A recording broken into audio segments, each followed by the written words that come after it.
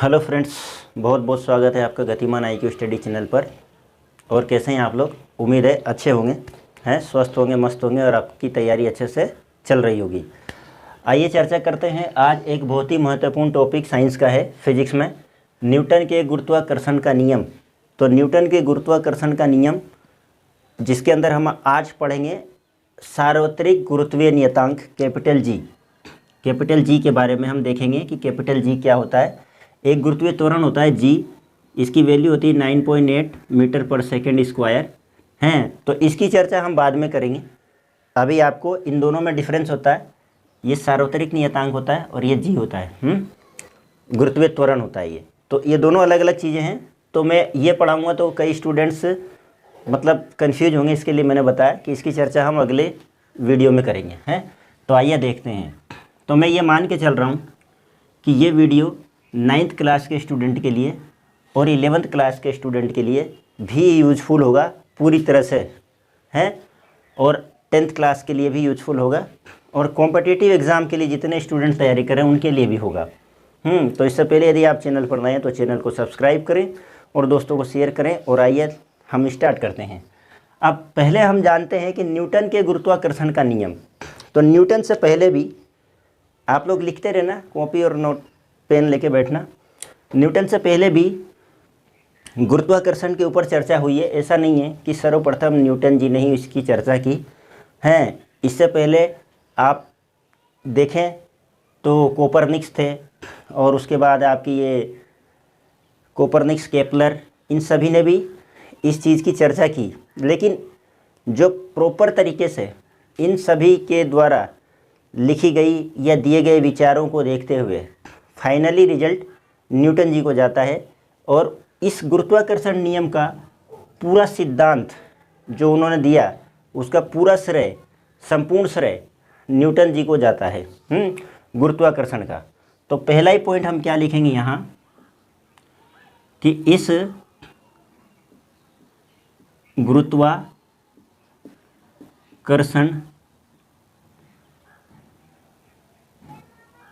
बल के नियम का संपूर्ण श्रेय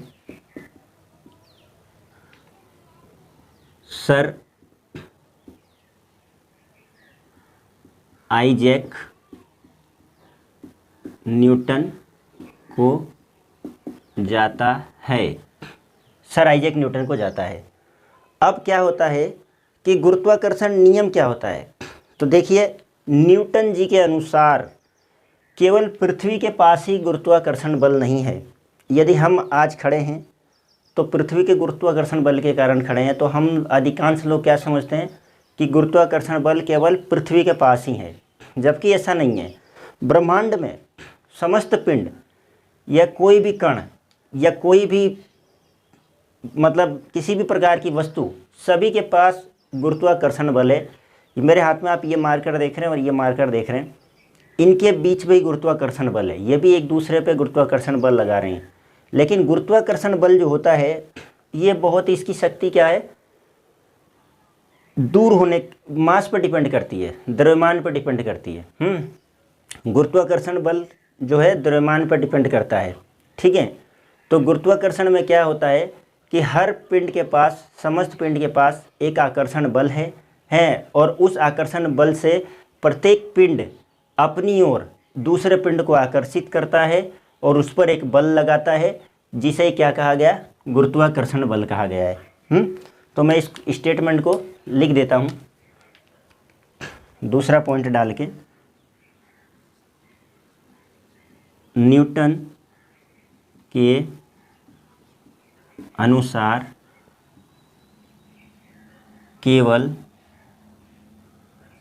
पृथ्वी के पास ही गुरुत्वाकर्षण बल नहीं, बल्कि ब्रह्मांड में समस्त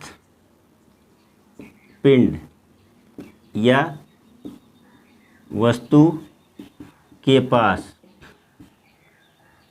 एक आकर्षण बल होता है जिसके कारण एक वस्तु दूसरी वस्तु को अपनी ओर खींचती है या एक आकर्षण बल लगाती है, जिसे ही गुरुत्वाकर्षण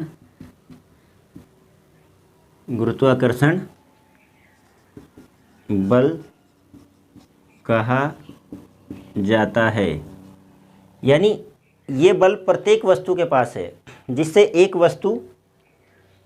वस्तु दूसरे वस्तु को अपनी ओर आकर्षित करती है, तो उसको अपनी ओर खींचती है। तो इसी बल को क्या कहा गया? गुरुत्वाकर्षण बल कहा गया है। अब देखिए आप माना ये एक वस्तु m1 है और ये एक वस्तु m2 है, इसका केंद्र ये है, इसका केंद्र ये है। तो होता क्या है कि और इन केंद्रों के बीच की दूरी मानते हैं हम r। क्या मानते हैं? r। तो क्या सिचुएशन बनती है कि ये m वाला जो पिंड है इस पिंड को अपनी ओर बल लगा के खींचता है। ये बल लगाता है इस पर और ये बल लगाता है इस पर। दोनों पिंड एक दूसरे को अपनी ओर खींचने का प्रयास करते हैं। तो जब ये पिंड इस पर बल लगाता है, ये पिंड इस पर m1 पिंड m2 पर बल लगाता है और उसको अपनी ओर खींचता है, तो उस बल को कहते हैं गुरुत्व। क्या कहते हैं? गुरुत्व बल। और m2 जब m1 को अपनी ओर खींचता है तो उसे भी क्या कहेंगे? m2 का गुरुत्व बल है। तो इस पूरे फिनोमिना को, इस पूरी घटना को गुरुत्वाकर्षण कहा जाता है। तो मैं यहाँ लिखता हूँ यहाँ आपको नीचे की लाइन में, और इसी घटना को गुरुत्वाकर्षण कहा जाता है, जो मैंने यहाँ अभी आपको लिखा है। इसी घटना को गुरुत्वाकर्षण कहा जाता है। ठीक है, तो अब आपको ये बात तो समझ में आ गई होगी कि गुरुत्वाकर्षण बल किसे कहते हैं, जिसे न्यूटन ने दिया। और एक छोटी सी बात देखो आप, बल क्या है? बल एक भौतिक राशि होती है, भौतिक राशि होती है कि नहीं होती भौतिक राशि। और आप जानते हो भौतिक राशियाँ किसे कहते हैं? जिनका मापन किया जा सके। सभी भौतिक राशियों को मापा जा सकता है, सभी भौतिक राशियों को मापा जा सकता है। ये सब चीज़ें मैं आपको डिटेल से बता रहा हूँ क्योंकि यहाँ से क्वेश्चन बनते हैं और आपको ऐसी कोई चीज़ नहीं छूटेगी इस टॉपिक में जो मैं नहीं पढ़ाऊँगा या आपको समझ में नहीं आएगा। बस आप क्या है, मुझे पढ़ाना केवल सार्वत्रिक नियतांक जी था, जो छोटे सी इसकी एक वैल्यू होती है 6.6 इंटू 10⁻11। ये बता के मुझे यहाँ से निकल जाना था केवल। लेकिन मैं आपको पूरा टॉपिक इसलिए समझा रहा हूँ कि मैं ये मान के चल रहा हूँ कि इस वीडियो को एक 9th क्लास का स्टूडेंट भी देख रहा है, एक 11th क्लास का स्टूडेंट भी देख रहा है, एक 10th क्लास का स्टूडेंट भी देख रहा है, और प्लस में कॉम्पिटिटिव एग्ज़ाम की तैयारी करने वाले। कोई एक ही छोटी सी तैयारी नहीं करता कि कोई ग्रुप डी की तैयारी कर रहा है, कोई रीट की तैयारी कर रहा है। लोग RS, BPSC, UPSC की भी तैयारी करते हैं। तो जो प्रीवियस पेपर आता है उसके अंदर क्वेश्चन का स्टैंडर्ड बढ़ा हुआ होता है। तो मेरी ये कोशिश रहती है, मेंस की तैयारी तो आप लोग करेंगे, हायर क्वालिफिकेशन वाले, हायर लेवल की तैयारी वाले, लेकिन आपको प्रीवियस पेपर निकालना आवश्यक रहता है। तो उसमें यहाँ से भी क्वेश्चन आपको मिल जाते हैं। तो मेरा ये मान के चलना है कि मैं जिस टॉपिक को पढ़ाऊँ वो टॉपिक में डिटेल से पढ़ा दूँ, ताकि फिर आपको वहाँ से ढूंढने की ज़रूरत नहीं पड़े कहीं और जाके। तो ये चीज़ मैंने आपको बताया कि इस गुरुत्वाकर्षण बल के नियम का संपूर्ण श्रेय सर आइजैक न्यूटन को जाता है। तो आप पहला क्वेश्चन बन गया कि गुरुत्वाकर्षण का नियम किसने दिया? सर आइजैक न्यूटन ने दिया। अब इस गुरुत्वाकर्षण बल क्या होता है? तो न्यूटन के अनुसार केवल पृथ्वी के पास ही गुरुत्वाकर्षण बल नहीं है, बल्कि ब्रह्मांड में समस्त पिंड या वस्तु के पास एक आकर्षण बल होता है, जिसके कारण एक वस्तु दूसरी वस्तु को अपनी ओर खींचती है या एक आकर्षण बल लगाती है, जिसे ही गुरुत्वाकर्षण बल कहा जाता है। इस घटना को ही गुरुत्वाकर्षण कहा जाता है। ये तो बात हो गई आपकी गुरुत्वाकर्षण बल की। अब बल एक भौतिक राशि होती है। आपसे पूछ लिया जाए बल कौन सी राशि है, तो भौतिक राशि है, और सभी भौतिक राशियों का मापन करते हैं। अभी मैं बताऊंगा आगे। अब चर्चा करते हैं हम गुरुत्वाकर्षण का सार्वत्रिक नियतांक। मैं हेडिंग डालता हूं आपको, गुरुत्वाकर्षण का सार्वत्रिक नियतांक, जिसे किससे शो करते हैं? कैपिटल जी से। इसकी चर्चा करेंगे हम अब, हैं। इंग्लिश में बोलेंगे universal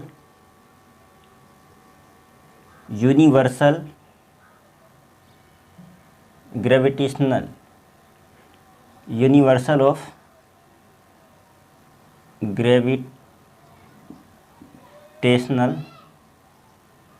constant, universal of gravitational constant है। तो अब हम इसकी चर्चा करेंगे। अब आइए इसमें देखिए क्या होता है। अब इसमें ये कहा गया है कि इस सार्वत्रिक नियतांक, इसे ये कैपिटल जी से दर्शाते हैं। मैं यहाँ लिखना भी शुरू करता हूँ। अब पहला पॉइंट, इसे कैपिटल जी से दर्शाते हैं। आप लोग देखते चलिएगा। अब क्या होता है कि इसे सार्वत्रिक नियतांक क्यों कहा जाता है? क्योंकि सार्वत्रिक का मतलब समझिए आप, यूनिवर्सल का मतलब शाश्वत सत्य है। ये पृथ्वी पर भी इसका मान 6.67, अभी मैंने लिखा था क्या कहीं? अभी मैंने बताया था इधर 6.67 इंटू 10⁻11 होता है। यही मान अगर इस कैपिटल जी की बात करें तो चंद्रमा पर भी इसका यही मान होगा, जबकि आप जानते हो कि गुरुत्वाकर्षण बल का मान वहाँ 1/6 गुना हो जाता है। लेकिन ये जो नियतांक है ना, कांस्टेंट, ये सभी जगह बराबर होता है। आप मंगल पे चले जाओ, मंगल ग्रह पे, आप बृहस्पति पे चले जाओ, आप चंद्रमा पे चले जाओ, आप पृथ्वी पर हो या पृथ्वी के किसी भी भूभाग वाले एरिया में चले जाओ, किसी देश में चले जाओ, इसका मान कभी नहीं बदलता। इसलिए इसे कहा जाता है गुरुत्वाकर्षण का सार्वत्रिक नियतांक, यूनिवर्सल ऑफ ग्रेविटेशनल कांस्टेंट। ठीक है, तो यही कारण है कि इसे क्या कहा जाता है? सार्वत्रिक नियतांक कहा जाता है। इसको अगर आप चाहो तो लिख लेना, क्योंकि मैं लिखूँगा तो वीडियो थोड़ी लंबी हो जाएगी। या मैं लिख देता हूँ दूसरा पॉइंट लगा के, ये सभी स्थानों पर एक समान होता है। इसका मान कैपिटल जी बराबर 6.67 इंटू 10⁻11 न्यूटन इंटू kg⁻2 होती है। ये चीज़ आप देख लो। ठीक है, ये चीज़ मैं अभी आपको लिख के भी बताऊंगा कि ये कैसे आ रहा है। अभी मैं आगे सब सोल्व कराता हूँ। तो ये बात आप इतना याद रखो कि ये सभी स्थानों पर, यानी ये जो मान रहेगा ये सभी स्थानों पर एक समान रहेगा। और इसका मात्रक क्या होता है, ध्यान रखना, इसका मात्रक ये Newton into metre into kg⁻2 है। क्यों? क्योंकि kg स्क्वायर बटे में होता है, इसलिए ऊपर जाके -2 हो जाता है। तो ये इसका मात्रक होता है। ये चीज़ आप याद रखना। अब चर्चा करते हैं हम कि ये जो है केवल पृथ्वी पर ही नहीं लगता, ये पृथ्वी के किसी भी छोटे हिस्से पर ही नहीं लगता, बल्कि समस्त ब्रह्मांड, समस्त कण, समस्त पिंडों के बीच ये कार्य करता है। अर्थात माना दो पिंड जिनका द्रव्यमान, तो अब मैं यहाँ लिखना शुरू करता हूँ। मैं इसकी चर्चा जब हम करेंगे तो ये केवल पृथ्वी पर ही नहीं लगता, सार्वत्रिक नियतांक जो होता है ये केवल पृथ्वी पर ही नहीं लगता, ये किसी भी पृथ्वी के छोटे हिस्से पर ही नहीं लगता, बल्कि ये समस्त कणों, समस्त पिंडों के बीच कार्य करता है। तो माना दो पिंड जिनके द्रव्यमान m1 एवं m2 है, ठीक, m1 एवं m2 है, दो पिंड। तो अब हम दो पिंडों की चर्चा करते हैं जरा। अभी मैंने आपको बताया था जो, तो एक पिंड तो क्या है इसका, एक पिंड है ये m1 और दूसरा पिंड है इसका m2। दोनों के केंद्र बिंदु के बीच की दूरी स्मॉल r हो गई है, ये m1 हो गया, ये m2 हो गया, ठीक। ये जो m1 है m2 को इस बल से आकर्षित करता है और m2 जो है m1 को इस तरह से आकर्षित करता है, अपनी ओर खींचते हैं ये एक दूसरे को। तो इन दोनों पिंडों के बीच लगने वाला आकर्षण बल, दो पिंड। अब आकर्षण बल केंद्र से केंद्र बिंदु की तरफ, यानी सीधी रेखा में लगेगा। ये सीधी रेखा है ना, ये सीधी रेखा, ये जो आकर्षण बल है इसके केंद्र से केंद्र की ओर लगेगा। ऐसा नहीं होगा कि ये जो पिंड है इसको यूं करके यूं आकर्षित करेगा, हैं, ये यूं करके आकर्षित करेगा, नहीं, ये जो इसका केंद्र है इसके केंद्र को आकर्षित करता है। तो ये आकर्षण बल एक सीधी रेखा में लगता है, जो मैंने चित्र के अंदर आपको बताया है, ठीक है, बात आ गई समझ में। तो ये जो दोनों पिंड है, माना दो पिंड है m1 m2 जिनका द्रव्यमान m1 m2 है, इनके बीच लगने वाले आकर्षण बल इनके द्रव्यमानों के गुणनफल के समानुपाती होता है। क्या कह रहा है ये, माना दो पिंड m1 m2 है जिनका द्रव्यमान, इनके बीच लगने वाला आकर्षण बल, ये बल F, ये आकर्षण बल F, इनके द्रव्यमानों के गुणनफल, अब द्रव्यमान है m1 एवं m2 के गुणनफल के समानुपाती, ये चिन्ह होता है समानुपाती का चिन्ह। मैं लिख देता हूँ यहाँ, क्योंकि 9th क्लास का बच्चा है शायद इसको नहीं जानता है, यह कॉम्पिटिटिव एग्जाम की तैयारी करने वाला इनको नहीं जानते हैं। क्यों? क्योंकि वो हो सकता है आर्ट्स के भी हों। तो ये समानुपाती चिन्ह होता है। समानुपाती होता है किसके? दोनों पिंडों के द्रव्यमानों के, हैं, दोनों पिंडों के द्रव्यमानों के समानुपाती होता है। तो ये समीकरण 1 तथा दोनों पिंडों के बीच की दूरी के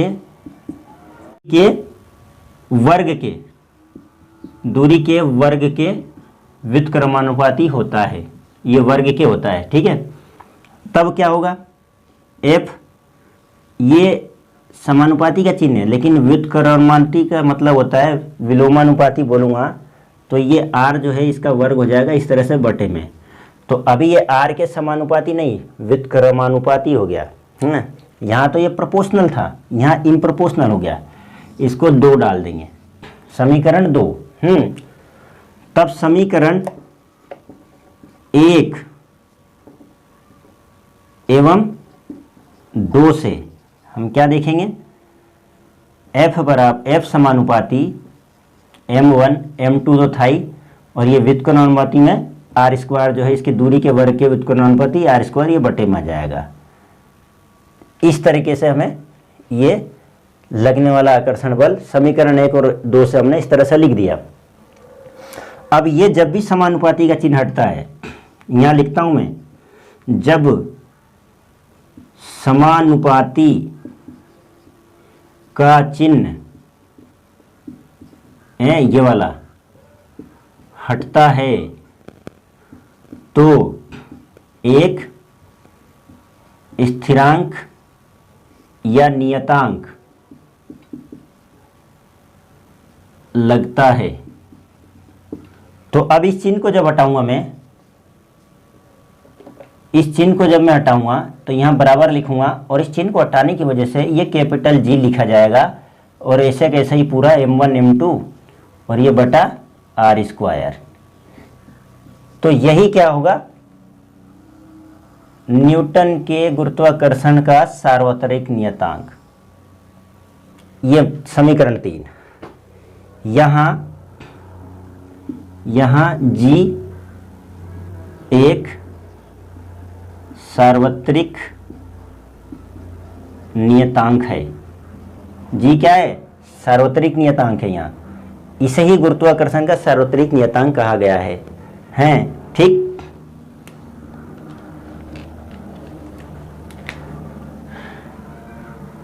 इसका मान g बराबर 6.67 इंटू 10 की घात -11 newton into metre square into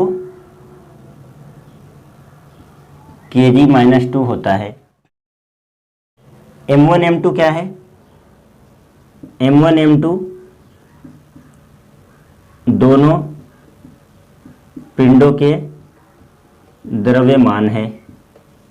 हैं इस तरह से आप इसको लिख लेना। r क्या है, दोनों पिंडों के बीच की दूरी है। r बराबर दोनों पिंडों के बीच की दूरी है। f क्या है, दोनों पिंडों के मध्य लगने वाला आकर्षण बल है। तो F बराबर दोनों पिंडों के बीच का आकर्षण बल है। तो इस तरीके से ये फॉर्मूला हमने प्राप्त किया। तो इसे ही क्या कहते हैं, गुरुत्वाकर्षण का सार्वत्रिक नियतांक। ठीक, अब बात करते हैं हम आगे की ओर। एक छोटी सी चीज आप यहां समझ लो कि इसमें ये दोनों ही आकर्षण बल लगा रहे हैं अपनी अपनी ओर। इस तरीके से ये दिखाया हुआ है जो, तो ये जितना आकर्षण बल लगाता है उतना ही आकर्षण बल ये भी लगाता है। यानी एक दूसरे के प्रति क्रिया प्रतिक्रिया का भाव उत्पन्न होता है। इस कारण ये न्यूटन के तृतीय नियम की पालना भी करते हैं। ठीक, इस चीज का भी याद रखना आप, है ना, क्योंकि एक ही बल नहीं लगा रहा है कि एक ही पिंड केवल इस पे बल लगा रहा है, नहीं, जिस तरह से ये बल लगा रहा है उसी तरह से ये भी बल लगा रहा है। तो क्रिया प्रतिक्रिया का भी नियम यहाँ हो रहा है।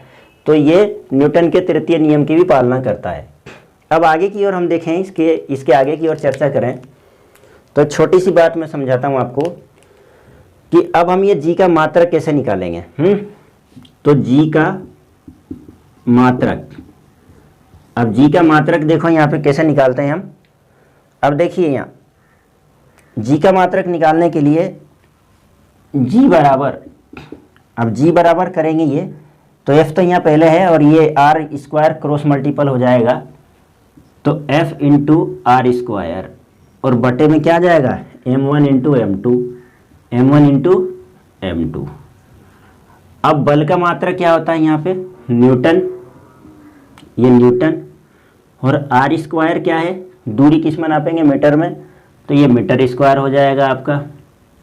और ये बटे में या तो आप यूँ लिख सकते हो kg स्क्वायर, क्योंकि m1 और m2 दोनों द्रव्यमान का गुणनफल है, तो ये kg स्क्वायर। इसी चीज़ को मैंने क्या लिख दिया, न्यूटन इंटू मीटर स्क्वायर, और kg ऊपर जाता है तो ये घात माइनस की हो जाती है।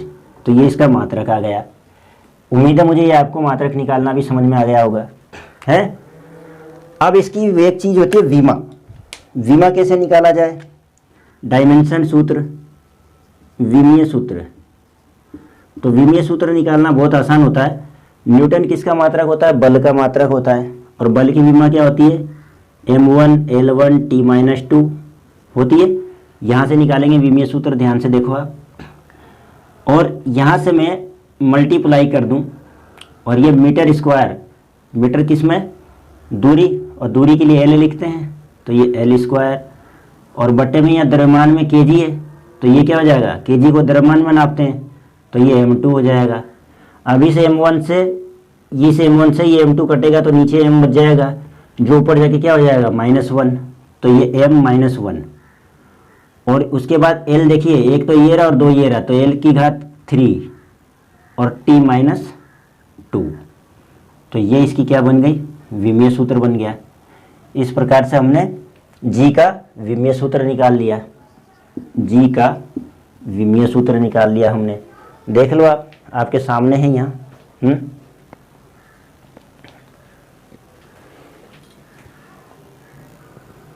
अगर किसी स्टूडेंट को मात्रक निकालना नहीं आता, विमा निकालना नहीं आता, तो चैनल के प्लेलिस्ट में जाएं, और वहाँ मैंने इतने अच्छे से, एकदम बारीकी से, छोटे छोटे तरीके से मैंने ये दोनों निकालने बता रखे हैं। आप वीडियो में जाके देखेंगे विमीय सूत्र निकालना बहुत ही आसान से, पार्ट 1, पार्ट 2, पार्ट 3 करके डाल रखा मैंने। आप अच्छे से वहाँ से जाके इसको चेक कर सकते हैं और आप सीख सकते हैं। यहाँ आपको समझ में नहीं आया तो एक बार और देख लो। ये देखो हमने विमीय सूत्र कैसे निकाला, इस सूत्र से निकाला है हमने। ये जो हमने मात्रक जनरेट किया इससे निकाला है। न्यूटन किसका मात्रक होता है? बल का, और बल की विमा होती है m1 L1 T-2। अब बल क्या होता है? बल बराबर m × a, द्रव्यमान इंटू त्वरण। द्रव्यमान kg में नपता है और त्वरण मीटर प्रति सेकंड स्क्वायर में नपता है। अब kg के लिए m1, और ये मीटर इकाई में होता है। ये त्वरण का मात्रक मीटर प्रति सेकंड स्क्वायर, तो मीटर इकाई में नापेगी, दूरी में तो L1, और ये सेकंड स्क्वायर जो ऊपर जाएगा तो T-2 हो जाता है। तो इस तरीके से m1 L1 T-2 मैंने निकाला है, जो मैंने डायरेक्ट यहाँ लिख दिया है। आप सोचोगे कि ये कहाँ से आ गया, इसलिए बताया मैंने ये। फिर इस मीटर स्क्वायर के लिए, अब मीटर स्क्वायर दूरी नपती है L में, तो ये L की घात 2, और kg m में, तो m की घात 2 नीचे आ गया। अब कुछ नहीं किया है, एक m यहाँ प्लस में है और ये ऊपर जाता है तो माइनस में हो जाता है, तो माइनस का 2 और प्लस का 1 तो कट जाएगा, तो माइनस का 1 ये बच गया। L1 ये रहा और L2 ये रहा है घात में, L3 हो गया। घातें जुड़ती है, आधार समान हो तो गणित का नियम है। और T-2, इस तरह से विमीय सूत्र हमने ज्ञात किया। तो इस तरह से मैंने आपको न्यूटन के नियम का सार्वत्रिक गुरुत्वीय नियतांक निकालना बताया। उम्मीद है आपको हर चीज़ समझ में आ गई होगी, कोई चीज़ नहीं बची यहाँ। तो फाइनली हमारा ये सूत्र निकल के आया गुरुत्वीय नियतांक का, जहाँ स्थिरांक क्या है मैंने यहाँ लिख दिया है। यहाँ G एक सार्वत्रिक नियतांक है, इसका मान ये होता है मैंने आपको बता दिया यहाँ पर। इसका मान m1 m2 दोनों पिंडों के बीच द्रव्यमान है, r दोनों पिंडों के बीच की दूरी है। तो जो लगने वाला आकर्षण बल होता है वो इन दोनों पिंडों के द्रव्यमान के गुणनफल, इनके बीच की दूरी के वर्ग के व्युत्क्रमानुपाती होता है। तो ये चीज़ मैंने, दूरी के वर्ग के व्युत्क्रमानुपाती या विलोमानुपाती होता है, तो ये चीज़ मैंने आपको बता दिया। उसके बाद आपको मात्रक निकालना बता दिया, जी का मात्रक कैसे आता है। फिर जी की विमा मैंने निकालनी, विमा पूछा जाता नहीं है इसलिए विमा भी बता दिया। तो इस तरह से ये आपका टॉपिक आज यहाँ समाप्त हुआ। अगले टॉपिक में हम मुक्त पतन पढ़ेंगे। मुक्त पतन एक टॉपिक होता है, और गुरुत्वीय त्वरण स्मॉल जी को पढ़ेंगे। और इसी चैनल पर आप मैथमेटिक्स के भी क्वेश्चन देख सकते हैं जाके, और टॉपिक देख सकते हैं। बहुत टॉपिक मैंने डाले हुए हैं, तो उम्मीद है कि ये आपको समझ में आया होगा। यदि समझ में आया है तो वीडियो को लाइक कीजिए और शेयर कीजिए। और यहाँ से कैपिटल जी से, सार्वत्रिक गुरुत्वीय नियतांक से एक भी चीज़ नहीं छूटेगा। अब एक छोटी सी चीज़ देखो आप, अगर मैं क्वेश्चन आपसे कहूँ, एक वस्तु है ये 20 kg की है, और ये दूसरी वस्तु ये भी 20 kg की है, और ये 50 kg की एक वस्तु है और ये 50 kg की एक वस्तु है। अब मैं आपसे पूछूं कि इनके बीच लगने वाला आकर्षण बल और इनके बीच लगने वाले आकर्षण बल में से किसके बल का मान ज़्यादा होगा, तो आप सोच के आंसर बताओ ज़रा। तो आप जानते हो कि दोनों पिंडों के द्रव्यमानों का गुणनफल, तो इसका तो गुणनफल कितना आ जाएगा, 400 आ जाएगा, और इसका कितना आ जाएगा, 5 2500 आ जाएगा, है ना भाई। ये 400 इसके गुणनफल और इसका 2500 आ जाएगा। तो जिसका द्रव्यमान ज़्यादा होगा, क्यों, जिसका द्रव्यमान ज़्यादा होगा उसका आकर्षण बल भी ज़्यादा होगा। क्यों, क्योंकि जो आकर्षण बल है वो द्रव्यमानों के गुणनफल के समानुपाती होता है। अगर द्रव्यमान का गुणनफल बढ़ेगा तो लगने वाला आकर्षण बल भी बढ़ेगा। इस कारण से 50 वाले का आकर्षण बल ज़्यादा होगा, 20 वालों का आकर्षण बल कम होगा। और अगर यही सवाल आपसे यहाँ पूछ ले कि अब दूरी अगर हम किसी पिंड की बढ़ा दें, हैं, जैसे एक पिंड ये दे दिया, एक पिंड ये दे दिया, मान के चलो आप, इसकी त्रिज्या r है, यानी r बराबर 5 सेंटीमीटर है, और एक पिंड ये दे दिया जिसकी त्रिज्या 15 है। तब बताओ कि किसका बल ज़्यादा होगा। तो अगर त्रिज्या का मान बढ़ता है, त्रिज्या का मान बढ़ता है तो ये इसका विलोमानुपाती होता है, तो लगने वाला आकर्षण बल का मान क्या होगा, कम होगा। और त्रिज्या का मान अगर घटता है तो लगने वाला आकर्षण बल का मान क्या होगा, ज़्यादा होगा। क्यों, क्योंकि ये दोनों एक दूसरे के विक्रमानुपाती होते हैं। तो ये चीज़ें आप याद रखना, क्वेश्चन छोटे छोटे पूछे जाते हैं। आगे मैं इन पे क्वेश्चन जब पढ़ाऊँगा तो आपके कुछ क्वेश्चन में आपको मेरे MCQs चलती है साइंस में 500, तो मैं वहाँ आपको बता दूंगा, या अलग से बता दूंगा। तो ये चीज़ हमेशा याद रखना कि अगर त्रिज्या का मान ज़्यादा है या दूरी ज़्यादा है, इन पिंडों के बीच की दूरी अगर अधिक बढ़ा दें, हम इन दोनों पिंडों के बीच की दूरी अगर हम अधिक बढ़ा दें तो लगने वाला आकर्षण बल का मान भी क्या हो जाएगा, कम हो जाएगा। ठीक है। या आप इसी चीज़ को ऐसे समझो, अगर ये बात आपके समझ में नहीं आई हो तो थोड़ा सा ये भी समझ लो आप कि जैसे